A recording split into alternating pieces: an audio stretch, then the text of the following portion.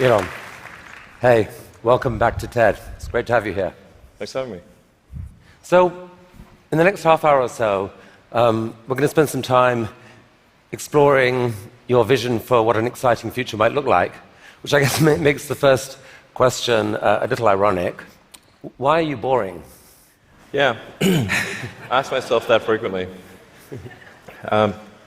We're trying to dig a hole under LA, and this is to create the beginning of what will hopefully be a 3D network of tunnels to alleviate congestion. So, I mean, right now, I think one of the most soul-destroying things is traffic.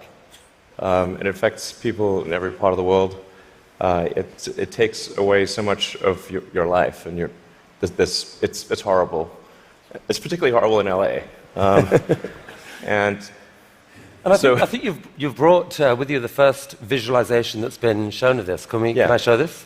Yeah, absolutely. So this is the first time, we're just to sort of show what we're talking about. So there are a couple of key things that are important in having a 3D tunnel network. First of all, you have to be able to integrate the entrance and exit of the tunnel seamlessly into the fabric of a city. So by having an elevator, sort of a car skate that's on an elevator, you can integrate the entrance and exits to the tunnel network just by using 2 parking spaces. And then the car gets on a skate. There's no speed limit here, so we're designing this to be able to operate at 200 kilometers an hour, or about 200 kilometers an hour, or about 130 miles per hour. So you should be able to get from, say, Westwood to LAX in 5-6 minutes. So possibly initially done as like on a sort of toll road type basis. Yeah. Which I guess alleviates some traffic from the surface streets as well. So I don't know if people noticed it in the video, but there's no real limit to how many levels of tunnel you can have. So you can go much further deep than you can go up. The deepest mines are much deeper than the tallest buildings are tall. So you can alleviate any arbitrary level of urban congestion with the 3D tunnel network. This is a very important point. So a key rebuttal to the tunnels is that if you add one layer of tunnels, then that will simply alleviate congestion. Will get used up, and then you'll be back where you started, back with congestion. But you can go to any arbitrary number of tunnels, any number of levels. But people assume traditionally it's incredibly expensive to dig, and that would block this idea. Yeah. Well, they're right. To give you an example, the LA subway extension, which is, I think it's a 2.5-mile extension, that was just completed for $2 billion. So it's roughly $1 billion a mile to do the subway extension in LA. And this is not the highest utility subway in the world. It's quite difficult to dig tunnels normally.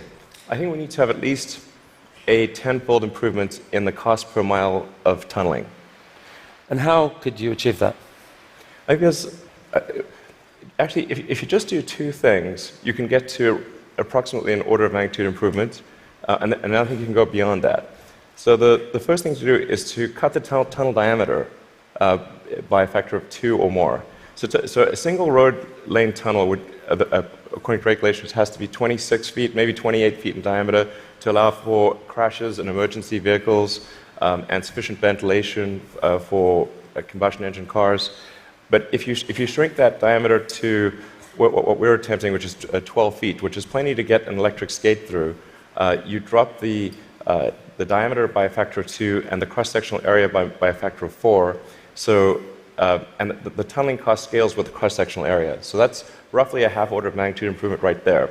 Then tunneling machines currently tunnel for half the time, then they stop, and then the rest of the time is putting in reinforcements for the tunnel wall.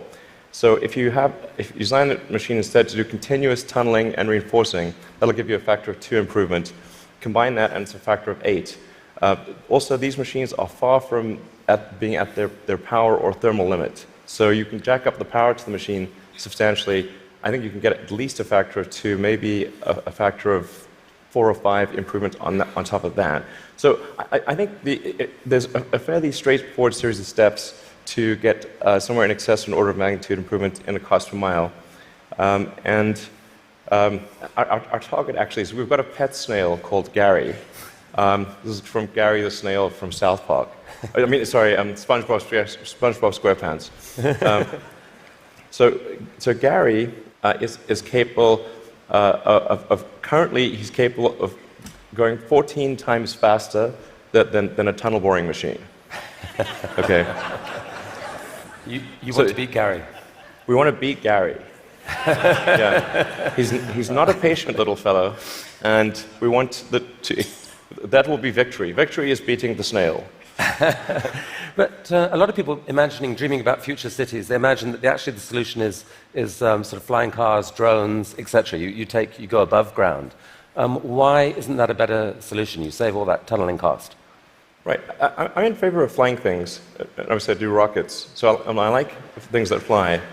This is not some inherent bias against flying things, but there is a challenge with flying cars in that they'll be quite noisy. The wind force generated will be very high. Let's just say that if something's flying over your head, if there are a whole bunch of flying cars going all over the place, that is not an anxiety-reducing situation. You don't think to yourself, well, I feel better about today. You're thinking, like, did they service their hubcap? Or is it going to come off and guillotine me as they're flying past? And so you've got this vision then, future cities with these rich 3D networks of tunnels underneath. Is there a tie-in here with Hyperloop? Could you apply these tunnels to use for this Hyperloop idea you released a few years ago? Yeah, so we've been sort of puttering around with the Hyperloop stuff for a while. We built a Hyperloop test track adjacent to SpaceX just for a student competition to encourage innovative ideas in transport. It actually ends up being the biggest vacuum chamber in the world after the Large Hadron Collider by volume. So it was sort of quite fun to do that, but it was kind of a hobby thing. And then we think we might. So we developed a little pusher car to push the student pods, but we're going to try seeing how fast we can make the pusher go if it's not pushing something. Huh. So, I mean, like, sort of cautiously optimistic we'll be able to be faster than the world's fastest bullet train, even in a 0.8-mile stretch. Whoa. Good brakes. Yeah. I mean, it's either going to smash into tiny pieces or. But you can picture then a Hyperloop in a tunnel, yes, running quite long distances. Exactly. So in looking at tunneling technology, it turns out that in order to make a tunnel, you have to, in order to seal against the water table, you've got to typically design a tunnel wall to be a good to about 5 or 6 atmospheres. So to go to vacuum is only 1 atmosphere, or near vacuum. So actually, it sort of turns out that automatically, if you build a tunnel that is good enough to resist the water table, it is automatically capable of holding vacuum. Huh. So, yeah. And so you can actually picture this, like what kind of length tunnel is in Elon's future to running Hyperloop? Yeah, I think there's no real length limit. You could dig as much as you want. I think if you were to do something like a DC to New York Hyperloop, I think you'd probably want to go underground the entire way because it's a high density area. You're going under a lot of buildings and houses, and if you go deep enough, you cannot detect the tunnel. Sometimes people think, well, it's going to be pretty annoying to have a tunnel dug under my house. Like, if that tunnel is dug more than about 3 or 4 tunnel diameters beneath your house, you will not be able to detect it being dug at all. In fact, like if you're able to detect the tunnel being dug, whatever device you're using, you can get a lot of money for that device from the Israeli military, who's trying to detect tunnels from Hamas, and from the US Customs and Border Patrol that trying to detect drug tunnels.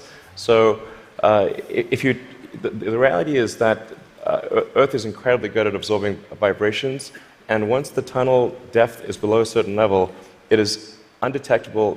Maybe if you have a very sensitive seismic instrument, you might be able to detect it. So you've started a new company to do this called The Boring Company. Very nice, very funny. But what's funny about that? How much of your time is this? It's maybe 2 or 3%. You've called it a hobby. This is what an Elon Musk hobby looks like. I mean, it really is. Like, we actually, this is basically interns and people doing it part-time. So this is, we bought, some second-hand machinery, and it's kind of puttering along, but it's making good progress. So an even bigger part of your time is being spent on electrifying cars and transport through Tesla. Is one of the motivations for the tunneling project the realization that actually, in a world where cars are electric and where they're self-driving, there may end up being more cars on the roads on any given hour than there are now? Yeah, exactly. A lot of people think that when you make cars autonomous, that they'll be able to go faster and that will alleviate congestion. And to some degree, that will be true. But once you have shared autonomy where it's much cheaper to go by car and you can go point to point, the affordability of going in a car will be better than that of a bus. Like, it will cost less than a bus ticket.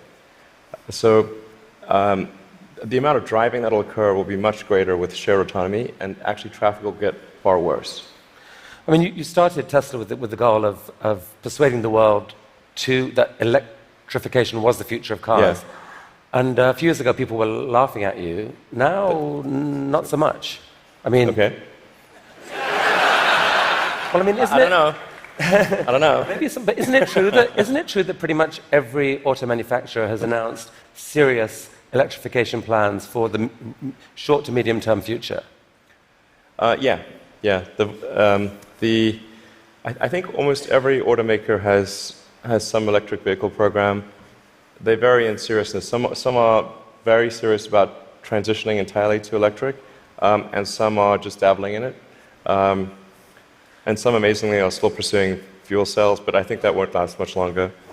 But isn't there a sense, though, Elon, where you could now just declare victory and say, we did it, let the world electrify, and you go on and focus on other stuff? Yeah. I intend to stay with Tesla as far into the future as I can imagine. And there are a lot of exciting things that we have coming. We've got, obviously, the Model 3 that's coming soon. We'll be unveiling the Tesla semi-truck. And maybe well, we're going to come to this. So Model 3. So it's supposed to be coming in July-ish. Yeah, it's looking quite good for starting production in July. Yeah. Wow. One of the things that people are so excited about is the fact that it's got autopilot. And you put out this video a while back showing what that technology looked like, or would look like. Yeah.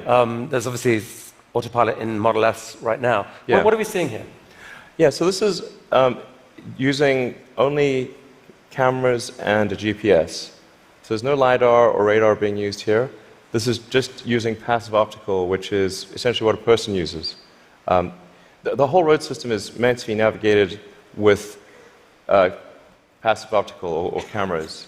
And so once you solve cameras or vision, then autonomy is solved. If you don't solve vision, it's not solved. So that's why our focus is so heavily on having a vision neural net that's very effective for road conditions.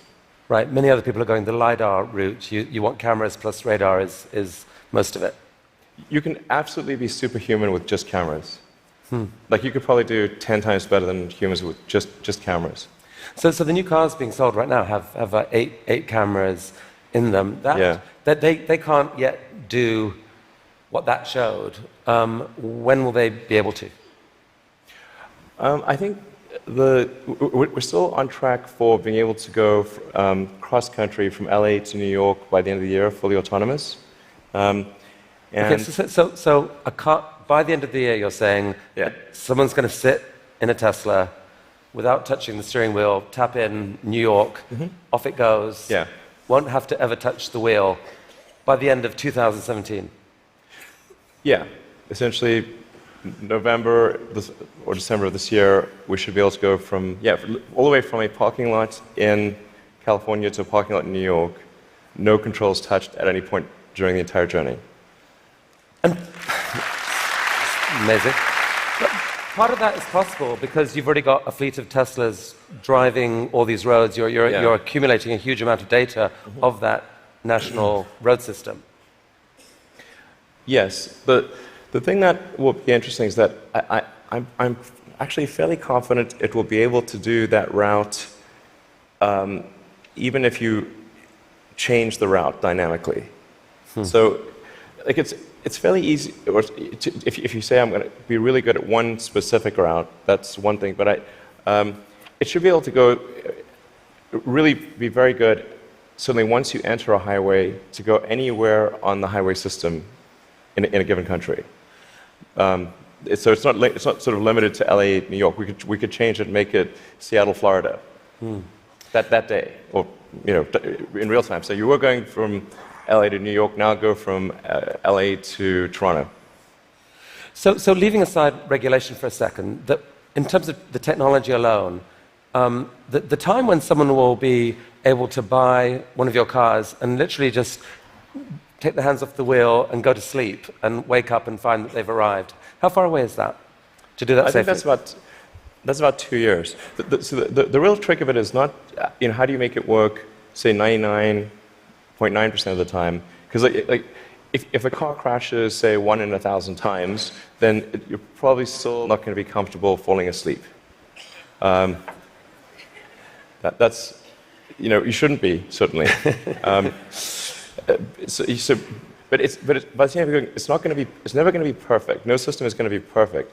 But if you say it's perhaps, the car is unlikely to crash in 100 lifetimes or 1,000 lifetimes, then people are like, okay, wow, if I would live 1,000 lives, I would still most likely never experience a crash, then that's probably okay.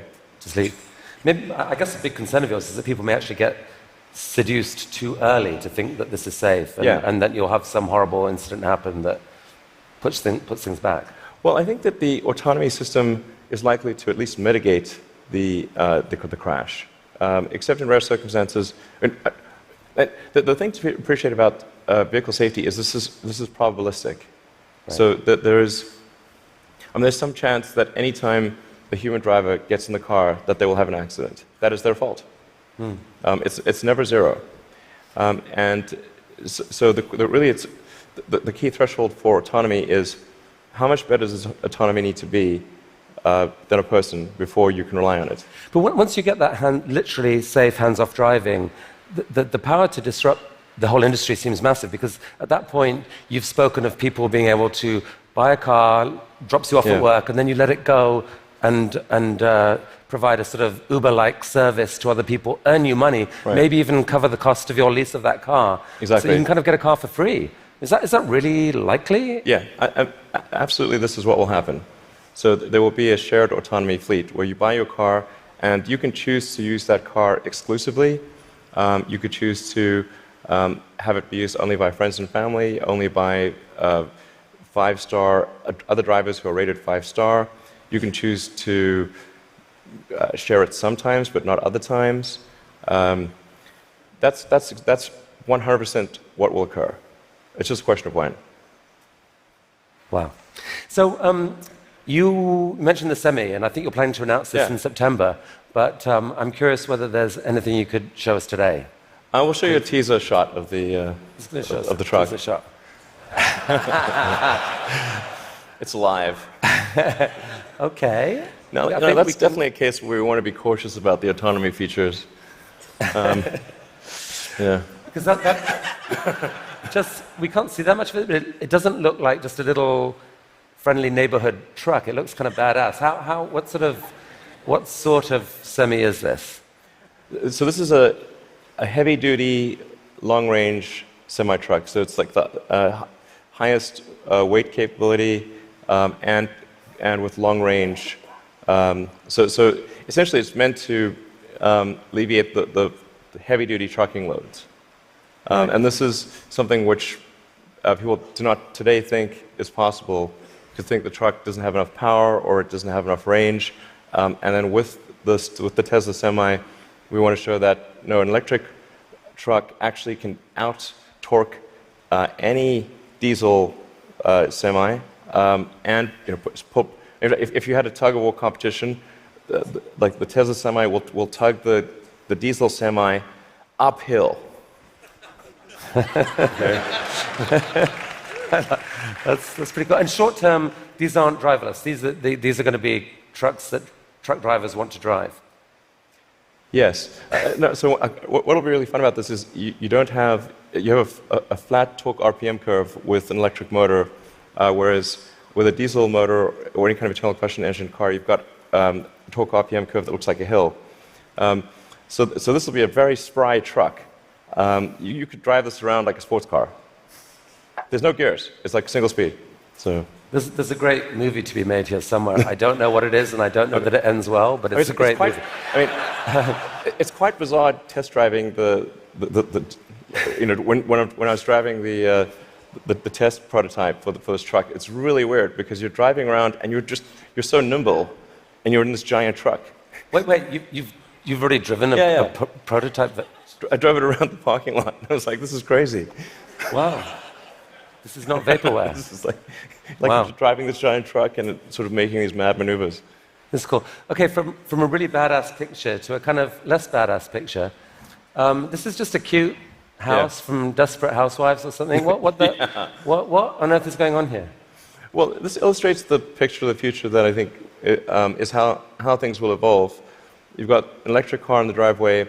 If you look in between the electric car and the house, there are actually 3 power walls stacked up against the side of the house. And then that house roof is a solar roof. So that's an actual solar glass roof. Okay, so that's a picture of a real. Admittedly, it's a real fake house. That's a real fake house. So these roof tiles, some of them have in them basically solar power, the ability to. Yeah, so the solar glass tiles where you can adjust the texture and the color at a very fine-grained level, and then there's sort of micro louvers in the glass, such that when you're looking at the roof from street level or close to street level, all the tiles look the same whether there is a solar panel behind it or a solar cell behind it or not. So you have an even color from the ground level. If you were to look at it from a helicopter, you would actually be able to look through and see that some of the glass tiles have a solar cell behind them and some do not. Right. You put them in the ones that are likely to see a lot of sun. Yes. And that makes these roofs super affordable, right? They're not that much more expensive than just tiling the roof. Yeah. We're very confident that the cost of the roof plus the cost of electricity, that a solar glass roof will be less than the cost of a normal roof plus the cost of electricity. So in other words, this will be economically a no-brainer. We think it will look great, and it will last. I mean, we thought about like having the warranty be infinity, but then people thought, well, that might sound like we were just talking rubbish. But actually, this is toughened glass. Like well after the house has collapsed, and there's nothing there, the roof the glass tiles will still be there. Okay, so I think you're rolling. This is cool. So you're rolling this out in a couple weeks' time, I think, with four different roofing types. Yeah, we're starting off with two initially, and then the second 2 will be introduced early next year. And what's the scale of ambition here? How many houses do you believe could end up having this type of roofing? I mean, I think eventually almost all houses will have a solar roof. Now the thing is to consider the time scale here to be probably on the order of 40 or 50 years. So on average, a roof is replaced every 20 to 25 years. So, but you don't start replacing all roofs immediately. But eventually, if you say we were to fast forward to, say, 15 years from now, it will be unusual to have a roof that does not have solar. Is there a mental model thing that people don't get here that there's been, because of the shift in the sort of cost economics of solar power, that like most houses actually have enough sunlight on their roof pretty much to power all of their needs. If you could capture the power, it could pretty much power all their needs, right? You could go off grid, kind of. Yeah, it depends on where you are and what the house size is relative to the roof area. But yeah, it's a fair statement to say that most houses in the US have enough roof area to power all the needs of the house. Okay, so the key to the economics of the cars, the semi, these houses is the falling price of lithium-ion batteries, which you've made a huge bet on as Tesla. In many ways, that's almost the core competency. And you've decided that to really own that competency, you just have to build the world's largest manufacturing plant and kind of double the world's supply of lithium-ion batteries. Yeah. Is with this guy. What is this? Yeah, so that's the Gigafactory. The progress so far in the Gigafactory. Eventually, you can sort of roughly see that there's sort of a diamond shape overall. And when it's fully done, it'll look like a giant diamond, or that's the idea behind it. And it's aligned on true north. There's a small detail there.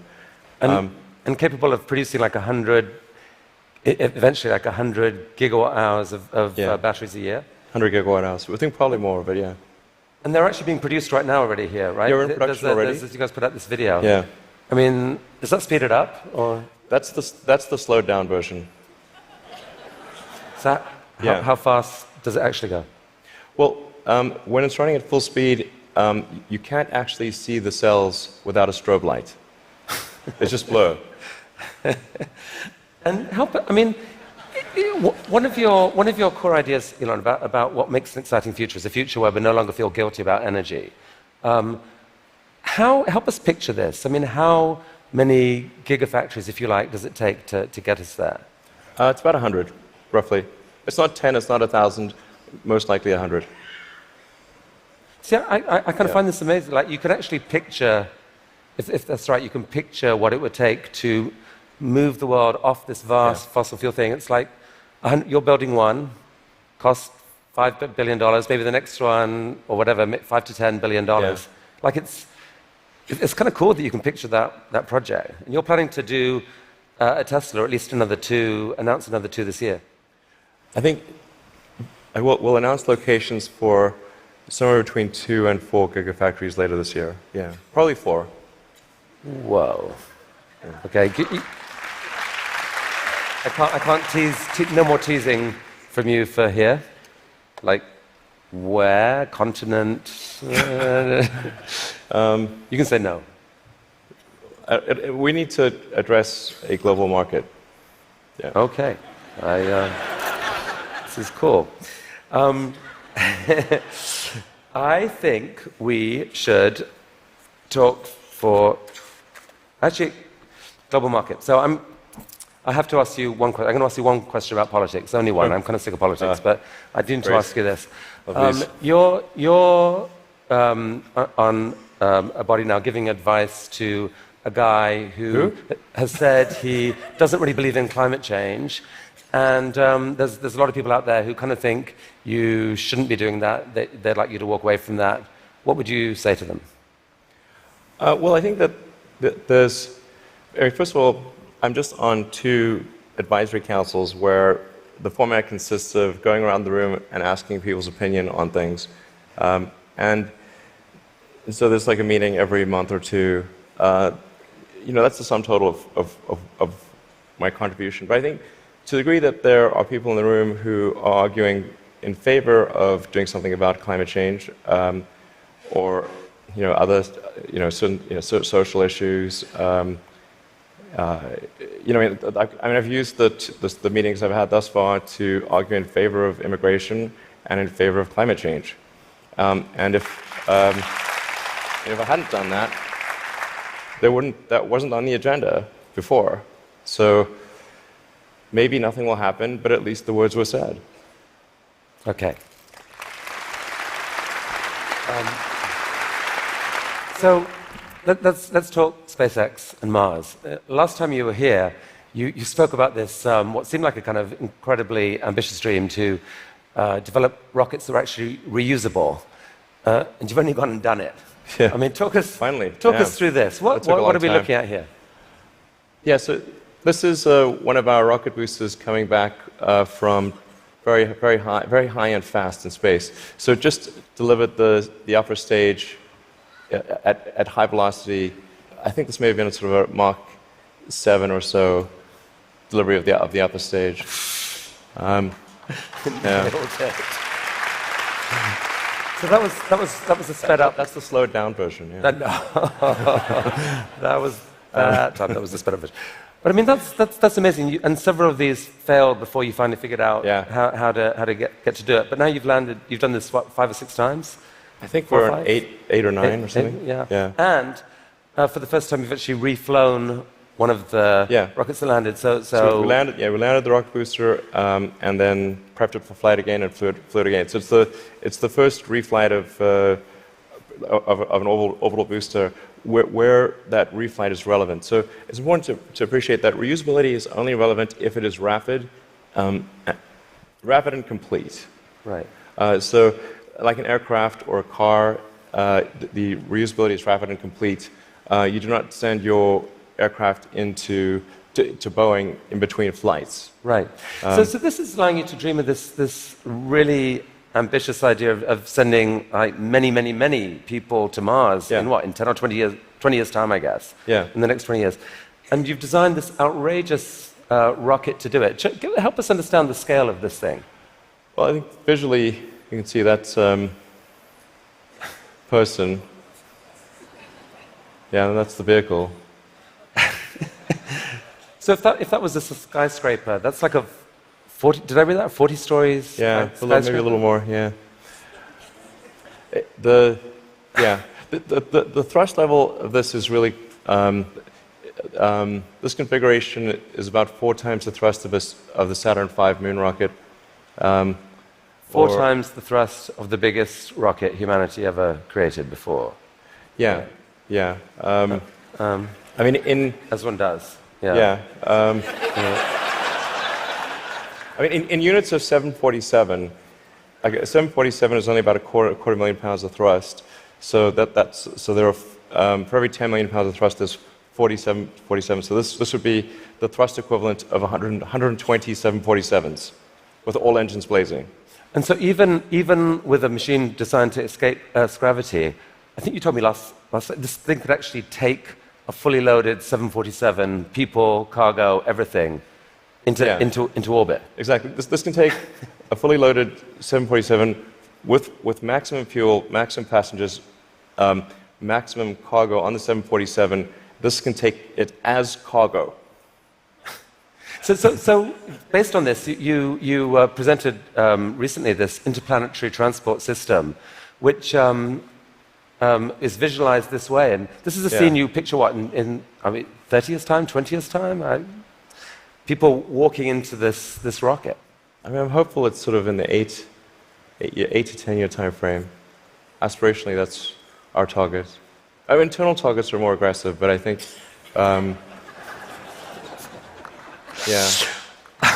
Okay.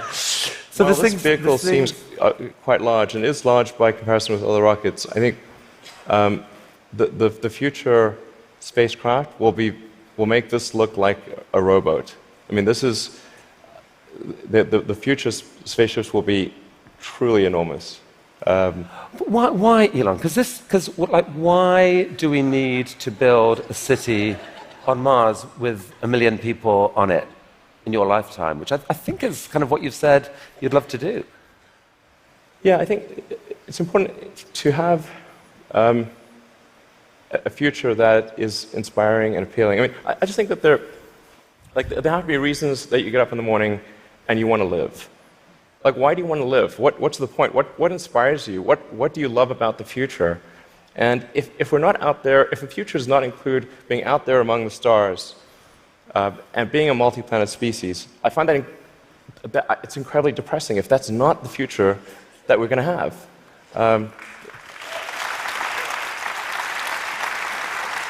People want to position this as an either-or, that there are so many desperate things happening on the planet now, from climate to poverty to, you pick your issue.